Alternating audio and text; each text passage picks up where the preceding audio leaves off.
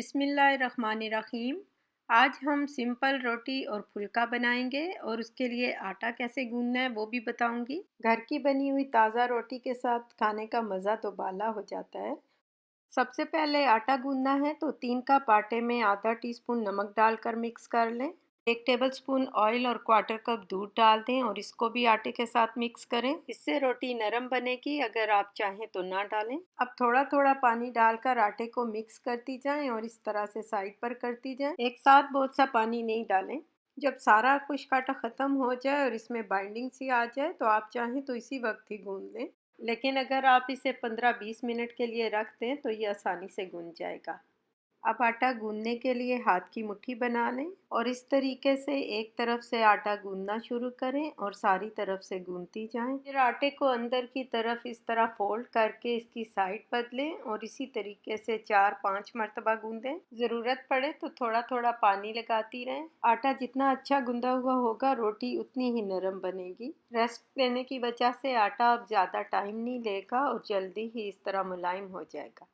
अब गूंदना बंद कर दें और हाथों पर पानी लगाकर इस तरह नरमी से दबाएं और इसे फोल्ड कर दें। 3-4 मरतबा इसी तरह करें। आटा दरमियाना सा नरम गूंदें, अगर सख्त होगा तो रोटी नरम नहीं बनेगी। आप 4-5 दिन का आटा गूंदकर फ्रिज में रख सकते हैं। अब इसके ऊपर हल्का सा पानी लगाएं और इसको कवर करके 1-2 घंटे के लिए रेस्ट दें और फिर रोटी बनाएं। फ़ौरन बनाने से रोटी अच्छी नहीं बनेगी। अब हम पहले रोटी बना लेते हैं। आटा सेट हो चुका है और ये मैंने खुश्क आटा भी ले लिया है। अब जितनी बड़ी या छोटी रोटी बनानी है उस हिसाब से आप आटा ले लें। पेड़ा बनाने के लिए आटे को थोड़ा खुश्का लगाकर इस तरह से अंदर की तरफ फोल्ड करती जाएं। जब सारी तरफ से फोल्ड हो जाए तो फिर हाथों पर इस तरह से घुमाकर पेड़े को गोल कर लें और जोड़ वाली साइड को खुश्का लगाकर नीचे की तरफ रख दें। इसी तरह पहले सारे पेड़े बना लें और 2-3 मिनट के बाद रोटी बनाएं। अब पेड़े को खुश्के में रखकर हल्का सा दबाएं। फिर इस तरह उल्टे हाथ की हथेली से पेड़े के दरमियान यानी सेंटर से प्रेस करती जाएं और सीधे हाथ की उंगलियों और अंगूठे से पेड़े के एजेस यानी किनारों को पतला करती जाएं और इस तरह आहिस्ता आहिस्ता घुमाती जाएं। इससे पेड़ा थोड़ा पतला होकर गोल शेप में आ जाएगा और आपकी रोटी गोल बनेगी और बेलने में आसानी होगी। अब पहले थोड़ा खुश्का फैलाएं और इसको इस पर रख दें। ऊपर की साइड पर भी खुश्का लगा लें और हल्के हाथ से बेलती जाएं।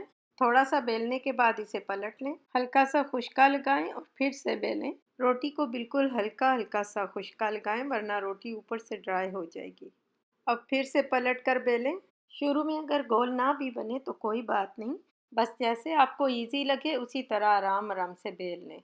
अब इसको उठाकर इस तरह दोनों हाथों पर बड़ा करती जाएं और इस तरह से अपने बाजू पर डालती जाएं। अब इसको तवे पर डाल दें और एयर बबल्स हों तो वो भी निकाल दें। तवा ऑलरेडी गर्म है, मैंने चूल्हे को मीडियम फ्लेम पर लगा दिया था। जब रोटी का रंग ऊपर से बदलने लगे तो इसे पलट दें, क्योंकि इस साइड को हमें पूरा नहीं पकाना। अब दूसरी साइड से रोटी को कपड़े के साथ इस तरह दबाती जाएं और घुमाती जाएं, क्योंकि इस साइड को अब हमें पूरी तरह पकाना है। जब दूसरी साइड से रोटी पक जाए तो इसको पलट दें। अब जो पहली साइड है इसको भी कपड़े के साथ दबा दबा कर पकाएं, लेकिन ज़रा एहतियात करें कि कहीं स्टीम आपके हाथ को ना जलाए। बस देखती रहें। जब दूसरी साइड भी पक जाए तो इसे तवे से उतार दें। चाहें तो आखिर में ऊपर की साइड पर हल्का सा ऑलिव ऑयल स्प्रे कर लें। गरम गरम रोटियां तैयार हो चुकी हैं।